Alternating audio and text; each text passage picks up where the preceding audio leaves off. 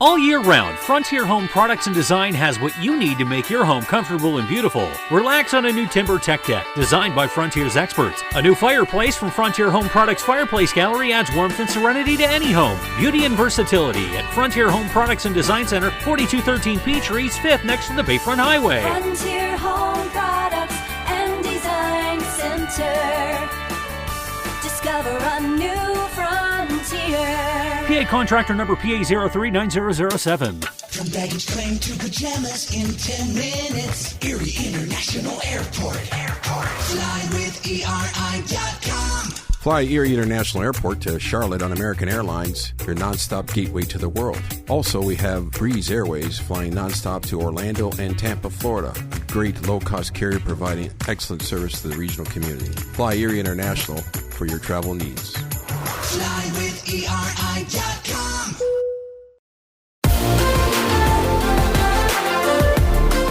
Welcome to TalkErie.com's Joel Natale Show, Erie, Pennsylvania's daily podcast. Every day, we tackle the biggest issues that the Erie, PA region faces. Stay informed and involved as we advance the narrative of Erie. Now, here's Joel Natale.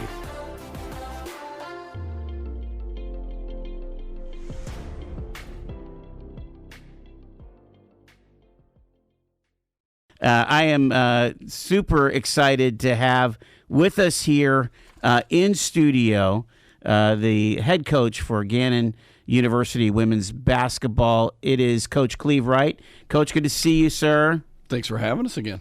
Absolutely. And we've got Sydney from the Erie Sports Commission. Welcome. Appreciate you being here. Thanks for having us. All righty. So here we go. It is the Gannon University and Edinboro, Penn West Edinboro, together for this CCA Women's D2 Tip-Off Classic. It's starting. You said that well. That's a mouthful, but you said it. It's starting right up, next week, 7th through the 9th? Starts the 7th. Yeah, Friday the 7th. Mm-hmm. All right. So have we had a tip-off? No, this is before? an exempt event. In other words, it doesn't count against our numbers of games we're allowed to play, but it counts in our record. So if people who follow us, last year we went to Vancouver and played in a CCA event, a Conference Commissioners Association event. The year before that we went to Montana. Well, we've done these, and then years ago we went to California to one in Anaheim near Disneyland. And it used to be only one event throughout the country. Now there's probably 3 or 4 different events. They can be both men and women. And the Erie Sports Commission jumped on it and said, "Hey, let's see if maybe we can host one of those events here in Erie." They put in the application, got it. Wow. Went to work on this. Asked Gannon and Edinboro if we wanted to participate and help get this going, and here we are. This is probably over a year ago. Yeah, I'd say about a year ago. Mm-hmm. I mean, it's perfect timing, considering the Highmark Event Center. Just opened up, in the spring, right? Yeah, January. We played our first games in January of last year, so we haven't even been there a full year. Right. And so it just lines up really, really well for this upcoming season. When you're talking about basketball at this level, you were mentioning off mic that these are top 10 D2 teams. Talk about that. Yeah. Well, I think this is certainly out of the 3 or 4 that are in the country this year. And I mean, it is, the preseason rankings came out. 4 of our teams are ranked that are participating in the CCA event are ranked in the top 10. 2 others are getting votes. So that's 6 out of the 8 teams that are being recognized nationally in the preseason poll, which we know preseason polls don't mean a whole lot. And it's everybody's opinion or whatever. But I think that does show the kind of level and the kind of respect that is that these teams are coming to this event. They're getting that kind of respect out nationally. And is this a kind of perfect timing for collegiate women's basketball too, considering all of the interest nationally in women's basketball? Well, what I think is really cool, yes, I would agree, and I think what's really cool is it coming to Erie. I think Erie loves basketball. Yeah. And I know when we went to Vancouver, there were a few people there, and when we went to Montana, there were a few people there. I'm expecting a lot of people to be at this. These teams won't know what hit them, right? I'm expecting a lot of people to be at Gannon and to be at Edinburgh watching these games because these teams are from all over the country. A team from Tennessee, a team from Minnesota, a team from Georgia, a couple teams from Michigan, and I think I'm trying to miss one. I might be missing one right there, but yeah, we're excited about the level of basketball that's coming because we know that people around here love basketball. Yeah. Sydney, talk about, again, the kind of efforts it takes for the Sports Commission to coordinate something like this because it's hotels, it's transportation. We've got 2 sites, got to take care of all the entourages, as it were, right? So there's definitely a lot that goes into planning an event like this. I think more than people even realize. We've been having weekly meetings for months now leading up to this, coordinating with Gannon and Edinburgh to make sure that everything is all organized, coming together. We're planning a welcome reception for all of the teams, their staff, the athletes coming in.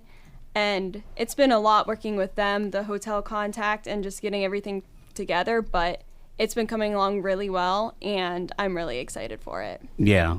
Talk about, do the women, is this a big motivator for the team to say, hey, we're going to be on our game from day one? I mean, this is, we've got a long season, but day one is going to be a challenge. You know? And the good thing is, that our team has done this the last couple of years. We played that week before the actual official season opens, and they know the level of teams because with us going to the Elite Eight last year, the very first team we play is Union. They made it to the Final Four. They made it one more round than we did. So they recognize the names of these teams. When we went the Elite Eight 2 years ago, Minnesota Mankato ended up winning the whole thing. They know Minnesota Mankato. They'll be here.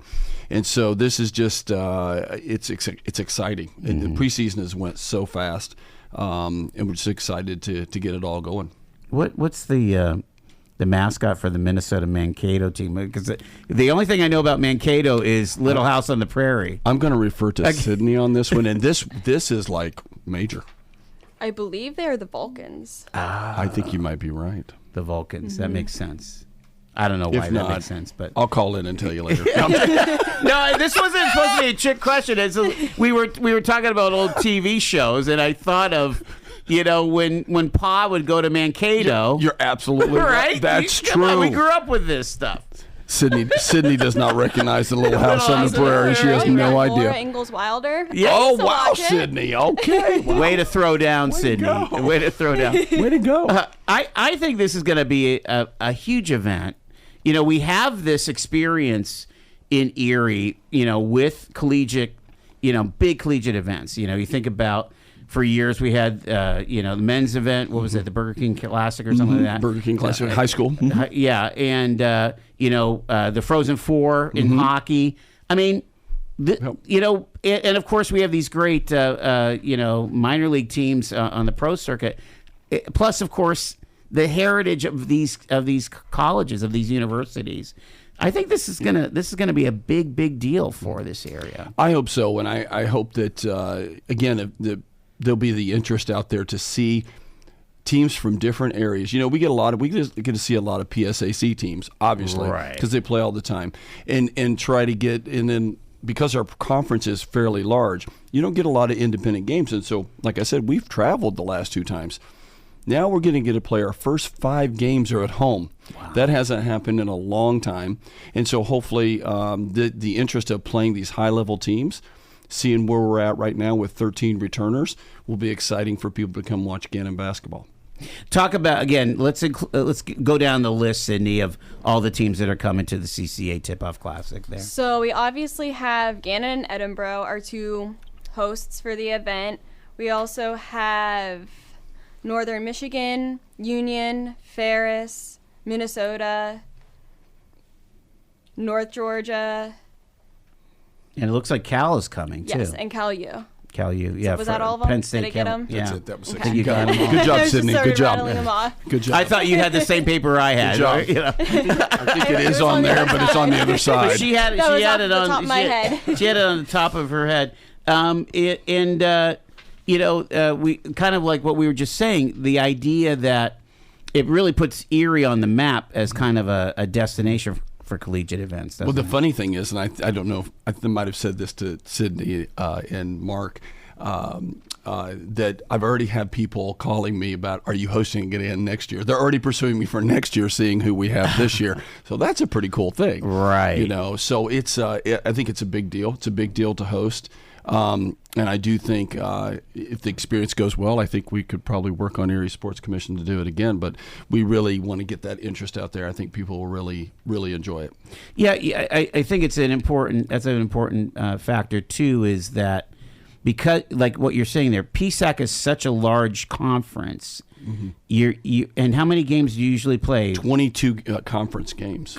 And how large is your season typically? Well, usually we'll go till you want to go into late March, but then the PSAC tournament starts, right? So you're playing conference games.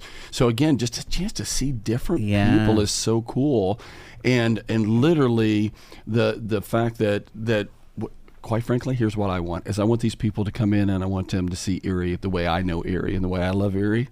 And I want them to see this crowds and go, wow, these people do really like basketball. That's amazing. Now, some of these teams are used to big crowds. Minnesota Mankato has a big following. That one I know for sure, and I think Union does as well. Right. So how many of those people will travel to us, I don't know. But I know that they have decent crowds, so they're used to that. And I just want to show Erie off. I'm like, hey, let's go. Let's do it. We're going to get to more about the CCA Women's D2 Tip-Off Classic coming up, as well as what we can expect for Gannon Women's Basketball, and the idea of getting ready. This is the tip-off, and then you got to play the games that matter. Because if I know you want to go to the tournament again this year. What's all I that want look to do like? is I want to beat Union in the first game, Joel. That's all I'm thinking about right now. We got to beat them, but I do want to make sure that I say something that is absolutely critical. The Erie Sports Commission has been vital for this, and they went out and really worked hard and got a great sponsor. AHN Sports Medicine and AHN Pavilion put money into this and sponsoring us, and I think that really speaks to their support of our community, support of Gannon University, support of Erie sports in general. And I tell you what, that sponsorship has allowed us to do a lot of things to promote this, and we're very appreciative for that. All right, so you're going to start at the Tip-Off Classic. Okay. Yeah. You want to beat Union, and then you've got that tournament. How the new digs, that environment of excellence that you have over at Highmark Event Center now, does that bring up just performance? I mean, there's a lot of there's a lot of tangibles and intangibles that create a performing team. No Talk question. about that. I think that is that's something. The way I refer to that when I'm recruiting, when I'm talking to people, is you can say a lot of things, okay, but what you do really speaks loudly, and what our players have around them speaks really loudly. And so we pay attention to everything we put on the wall, every branding thing that we've done. We've paid attention to it because we want it to communicate. We want our communication to our players, to our fans, to our recruits to be consistent. This is what's important. And it's going to be a result of doing this, and this, or whatever it might be. And so I think you got to really think about that. And I think our leadership at Gannon did a great job of thinking through the Highmark, and simply just the update was needed. We all knew the update was needed. But then thinking through what the seating looks like, what the lobby's going to look like, all of that's a lot. I mean, my wife and I were just trying to talk about flooring and just the few little decisions you got to make there. We're like, what if we were one of these people that built their whole house and you have so many decisions, it'd be just overwhelming. So, but we really like the decisions that were made by our leadership for the general area. And then we were given, I was given freedom to brand within the consistent of the university, brand our area, our offices, our locker room, those type of things, the things that are going to wash over our players daily, what they're going to walk through. And so trying to think about what we're going to put up on the wall, whether it's branding, whether it's framing, whatever it is, whatever quote, whatever it might be, you're thinking that through. And again, what a blessing. Man, I'm a very blessed person. A lot of people like to quote Ted Lasso or what have you. Is there something similar to like Believe that you want your women to kind of digest? I need to take you on a tour. Okay. Believe is the word in our Is it really? staircase. Well, they're always tap and believe, right? Yes. The soccer players. It's one of the things what you believe is so important, and you've got to be able to see it in your head for it to happen. And you can't see it, when you dream it. If you dream it, the first thing is dream it. The second thing is believe it, and then you actually, you live it. So it's one of those, that's in the stairwell. At the top of our stairwell is Sam Perosco, a cutoff. You can tell it's Sam Perosco because it's her jersey and she's going to the basket. But champions are built from the inside out. I think that's important. And then, another graphic in our locker room as they come in, it's all about the team. And it has 7 of our players. Carissa Dunham, a local player, has just hit a 3, fell back into and got fouled on the 3, made the 3, falls back into the bench. She's got 6 players picking her up. Oh, my. And everybody's smiling and making and all this stuff. And every kid out of the 8 kids, 7 of them are still on the team, and that's the first thing that hits them when they open the door. Is it's all about the team. So, but that's the things we're talking about where it washes over you. And again, they'll play basketball for a season, and then they go into the adult world, right? Yeah. And you think about these transferable concepts, these transferable values. Yes.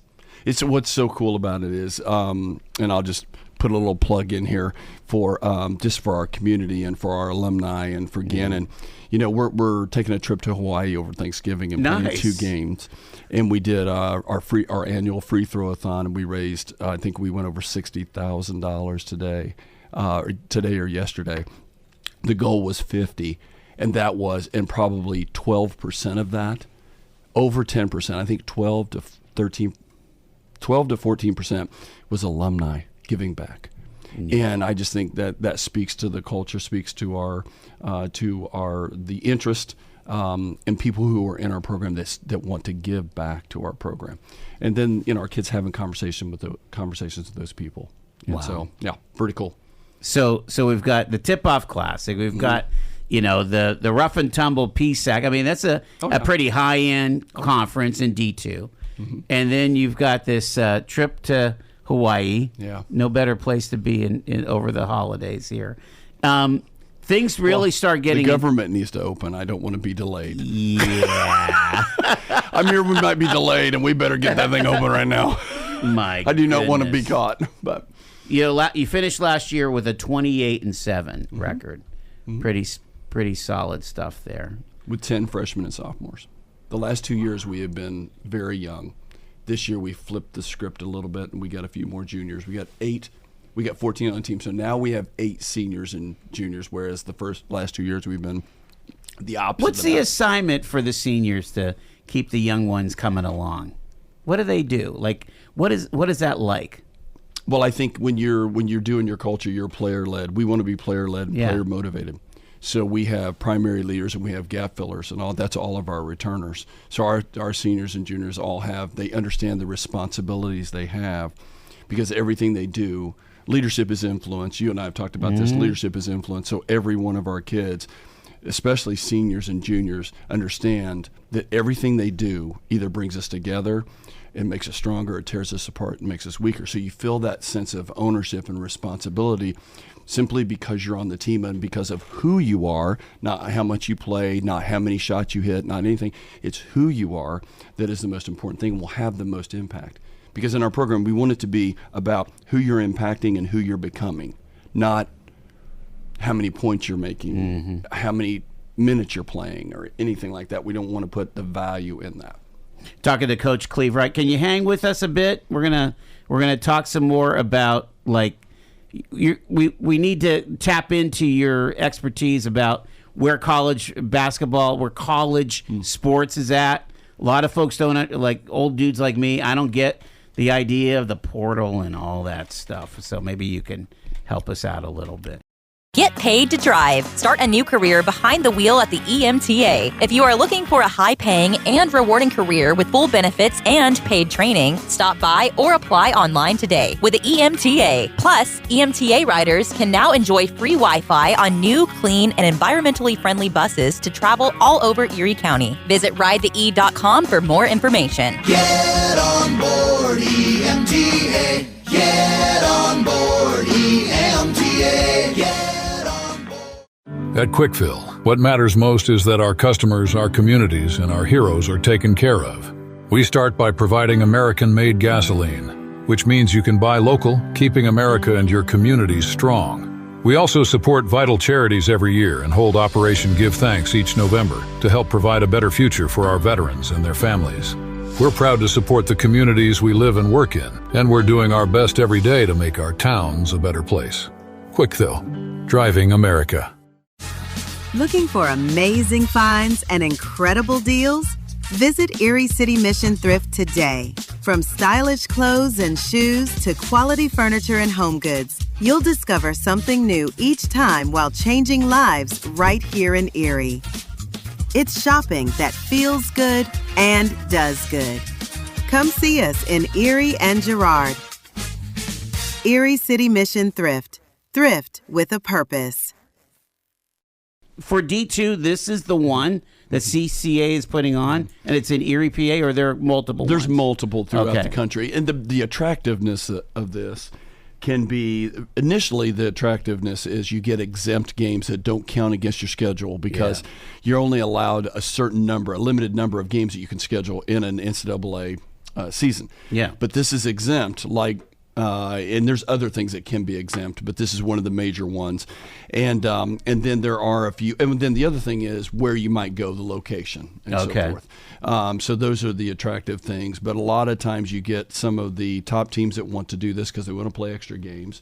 They probably want to travel a little bit, and they're hoping they can get really good competition. Again, tickets are available online at eriesportscommission.com. It's Gannon, Edinburgh, Ferris State, Minnesota State, Northern Michigan, Penn West, California, Union University, and North Georgia. Minnesota, Mankato. Yeah, right there with Pa Ingalls. That's right. That's right. It's a little bigger now, I'm sure. I would think. All right. So we started the conversation with women's basketball has never been more popular. I mean, literally, the Caitlin Clark and then effect, and then of course all of the other things that are happening at the D1 level. Has that made a spark for D2 and D3 that you think? It hasn't. It has, especially on the men's side. But on the women's side, I think there is some of that. It's not quite as prevalent in the women's D2 as it is in men's D2, but it could head there and probably will head there. You think? Yeah. And college. I mean, you just saw Woj last night, ESPN's, who's now working for St. Bonaventure, right? Yep. That my computer just went crazy. I don't have any idea what that was. I wasn't even touching anything, and that went nuts. Anyway, sorry, Cleve. There's a lot. I don't want to say concern, but there's a lot of changes happening in collegiate athletics, right? Yes. It's funny, and you asked that first question, and I was just thinking, so how is it affecting D2? because of the money situation that's out there now, that really affected the Power Fives in the fact of because they can give money to their players. But you still have a lot of D1s that don't have a whole lot of money. And so what you find is now some of those smaller D1s are recruiting D2 players that are really good because they can't afford to pay them. They don't have the money to pay them, yet they're still at that level. And so it's a very interesting dynamic. So you're competing for a player that would typically be D2 all day long, but against a D. You can. I mean, at our level, at our. But see, you have that reputation that you get D1. We want D1 level players, and I don't even like to call them D1 players. We want to get players that fit our program first. And probably, and I would say probably every one of my players on my team, if not 90% of them, they could probably play small D1. They just weren't seen by the right people, or they chose it. I mean, some people turn down that opportunity to be at a Gannon where you can play at this level and you can be the big fish at this level and get a chance to win. People want to win, right? NIL. Again, I think last time we talked about it, you didn't see a whole lot going on with that. Has that changed in the past year? For you, I mean? Only not for me at all, but in the sense of it, a lot more talk than there was even a year ago. So you can tell. It's kind of like that train that's coming around the track. You can hear that whistle, and you know it's coming. I can't see it yet, but I know it's over there, and it's coming. But it used to be that the original NIL stuff, wasn't that more boosters paying? That's exactly what it was, and it still exists. It still exists, but now isn't it actual teams playing? Now the schools are paying. The schools. That's totally changed. So the money is coming from the schools. I think what is it, $20 million a year, and the schools. That's their cap. That's their cap, and they don't have to spend that much, but that's their cap, and then they can decide what sports, what athletes, who they're going to give that money to. Doesn't that blow up Title IX, Cleve? Again, I don't want to get you political, but if you're given the football team in a D1 situation, 19 million of that 20, and there's just kind of scraps for the super duper gymnast or swimmer. Yeah. Here's the thing. I don't know. Here's the thing, Joel. 10 years ago, 7 years ago, we were talking about graduation rates. Nobody said a word about graduation rates. I haven't heard anything about graduation rates in 5 years. Because, in my opinion, money has completely, it's the bling. So nobody's worried about that anymore. And Woj talked about that. He specifically said, he goes, what happened to the conversation about graduation rates? Yeah, student athletes. We used to have money tied to graduation rates at Division I. And I think there is still a bit of money, but it's not the main money now, so it's not really talked about as much. It's unreal. The explain the transfer portal. Has that impacted you? The idea that this superstar of mine who might be a sophomore may not be with me next year. Again, that may not be your lived experience, but I'm sure some of your coach colleagues are living that. No question. At D2, it has affected that part. The portal has affected D2 because people are going in and at the end of the year, and they go in and they go shopping for kids who and looking for kids who have experience.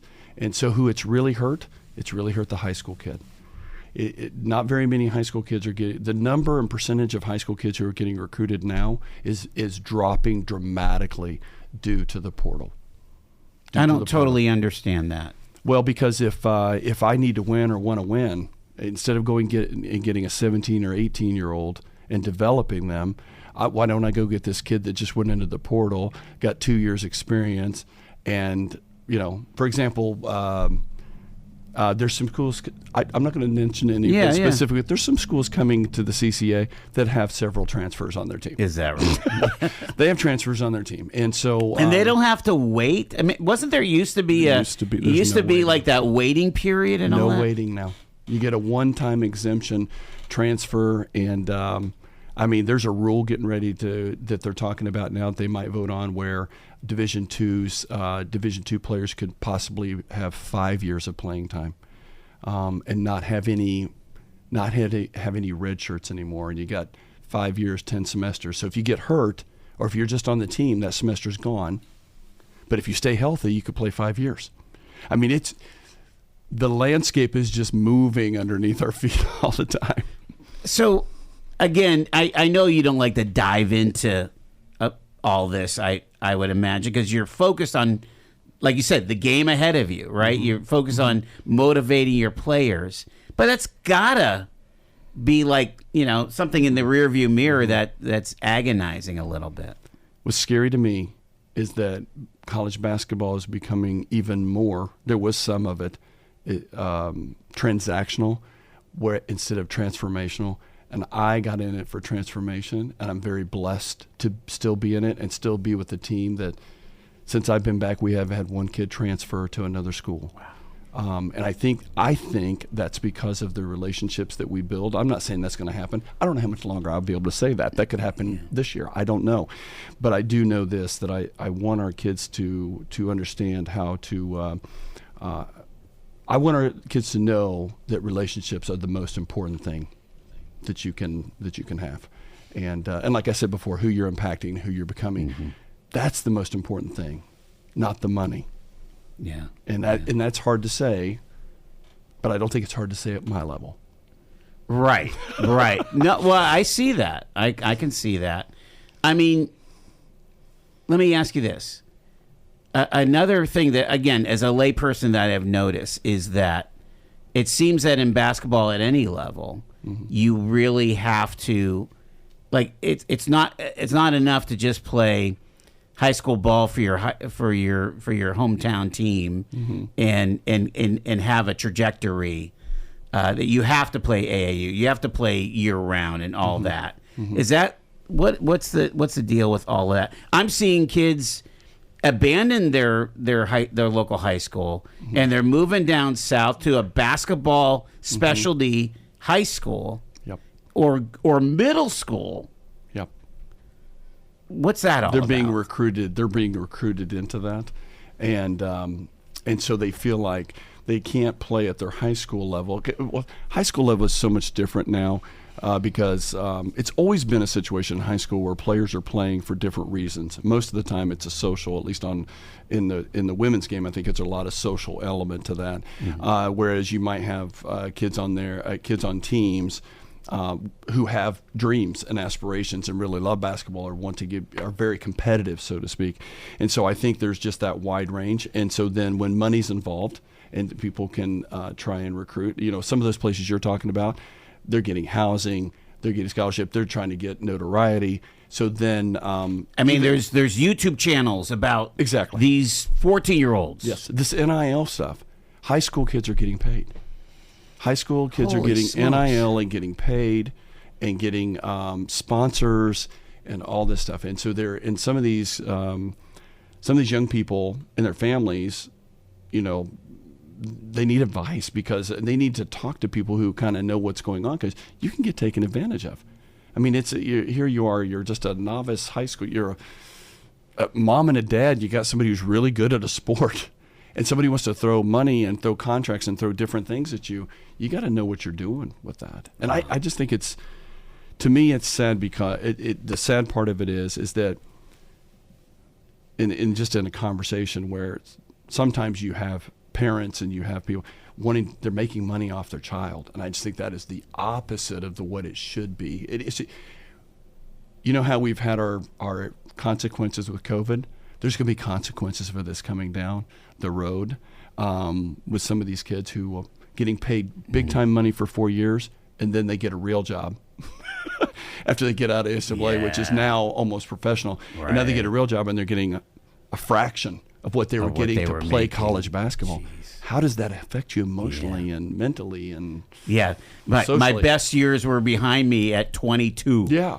Well, I would have parents come in and say, "Oh, college was the best time of my life," and I look right at them, or I look at my players and I say, "I hope college is not the best time of your life. I hope it's maybe the best time up to that point in your life, but I hope that's not." I hope the rest of it's not downhill. Right. I mean, that's sad. That would be that's just so sad. Who would want to do that? You get a long life after college, you know? I talk about the importance of the degree and the performance in the classroom and the life skills that you want your young women as they leave you, as they graduate, that they're bringing with them, you know. Well, I mean, obviously at this level, I think we can still make that very, very important, and again, we can make it very, very important. We have such great programs there, and I tell our players, I'm not worried about what your grades are. I don't want you to go for a grade. I want you to go to learn something, and I want you to come and get a degree where you never have to have a job your entire life, but you'll work hard and do something you love, because that's not a job. When you're doing something you love, it's not a job. And so I've been blessed to have that I'm going to my 40th year, and I've been blessed to have that my entire life, and I want that for every one of our players, because that's really what college should be about, is trying to discover, what do I want to do, and how do I want to impact this world, you know, and how am I going to grow, and trying to teach them skills on how to grow. So I think I do think the classes, the education, the whole landscape of college, and the way it is, the way it's set up. I love our president, Walter Iowineko. Is just phenomenal. I think in his leadership team, and the way we are constantly thinking about, because there's a lot of colleges that aren't surviving. And that's a whole other macro overlay. I mean, that we have to deal with here. Exactly. And so I just love it that we have leadership that sees that changing landscape, sees what's going on, sees that, you know, it doesn't need, and probably shouldn't look the same as it has for the last 50 years. It's going to have to change. And so I love it when you have people who are willing to change, willing to put their neck out there, you know, like with us acquiring Ursuline and so forth. I know you've had Dr. Ion. Yeah. And that's just such forward thinking. Just like when COVID happened and Dr. Iowineko, he's an am I saying this right? Epidemiologist. Thank you. I was going to trip on that. But we had that, and Gannon was ahead of the game when it came to being able to still participate in sports and still have classes and still go forward. Let's get back to the Tip-Off Classic, because we're just down to a couple minutes with Coach Wright here. Again, Sydney, 8-team tournament starts November 7th through the 9th here. Folks just have to go to your website for tickets, right? Just go to eriesportscommission.com and you'll be able to purchase tickets for any game right on our website. And again, basketball level will be at a high level because of what'd you say? 6 of the 8 teams are 4 of the top teams are in the top 10. 2 more are getting votes to be in the top 25. So yeah, that's remarkable. So you're looking forward to the season? I mean, you've got a. Oh my gosh, are you kidding me? We're flying right now. It's very, very exciting. With the 13 returners, it's just in the change, and it's been it's different. And it's changing your focus, and that's one wonderful thing about coaching, is that we only have 1 new player this year, and it's a different team than last year. Wow! It only takes one person in a group and a dynamic to change things. There's familiarity, but it's still different. And then as people grow up. And we had you and the men's coach, Easton, a couple, and I'm sure they're excited about what's happening with the men, right? I mean, super excited. We've had our preview dinner. We're getting ready to do a student, faculty, and staff madness at the Highmark. And on Thursday the 30th, and it's only for those people. No community. Sorry. Yeah, can't get it. Come to the games. But it is going to be a wild night with costume party, our costume contest, and the whole deal. It's going to be a blast. Fantastic. So if you're a student listening, or a faculty or staff listening, please be there. I think we're giving $1,000 tuition voucher at that. Oh my! Yeah, and free giveaways. That is madness. And a DJ. I mean, it's madness. Let's go. Let's go. Well, hey, stay in touch through the season. We appreciate you so much. And thanks, Joe. I tell you what, I'm always inspired in talking to you, Coach Wright. And it's not that you don't have old-fashioned values. You have timeless values. You know what I mean? Thank you. Thank you. And we can't let those go for these young people. Yeah. I think about, and I don't want to get emotional, but I think about not every kid comes up in a, super positive environment. But when they come to Gannon, come under your tutelage, it's super positive.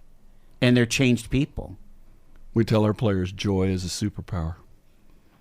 Amen. It is. Amen. If you can be joyful, I mean, you can tell if a player's playing with joy or not. You just can. Yeah. So. Yeah. Thank you so much. Appreciate you. Thank you, Sydney. Thank you, folks. You've been listening to The Joel Natale Show, Erie, Pennsylvania's daily podcast from TalkErie.com. Subscribe to our show on your favorite podcatcher and get involved by emailing joel@TalkErie.com.